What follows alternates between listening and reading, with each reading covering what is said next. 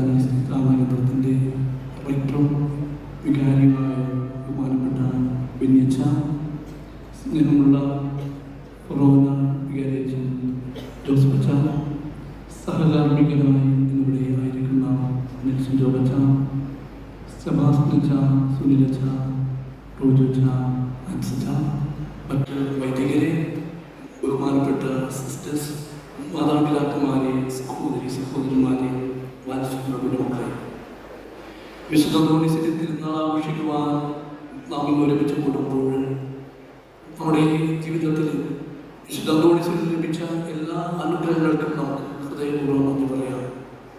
നമുക്കെല്ലാവർക്കും അറിയാവുന്ന പോലെ എല്ലാ ചൊവ്വാഴ്ചയിലും വ്യത്യസ്തമായ ചൊവ്വാഴ്ചയാണെന്ന് നമ്മൾ ഒരു വർഷം കാത്തിരുന്ന നമ്മുടെ പുണ്യവാന്റെ തിരുനാൾ ആഘോഷിക്കുന്നു. നമ്മുടെ തിരുനാൾ എന്ന് പറഞ്ഞാൽ ഒരു തിരിച്ചറിവിൻ്റെയും തിരിച്ചുവരവിൻ്റെയും തിരിഞ്ഞു നോക്കുവാനുള്ള അവസരമാണ്. നമുക്ക് എന്ത് തിരിച്ചറിവാണ് ഉണ്ടാവേണ്ടത്?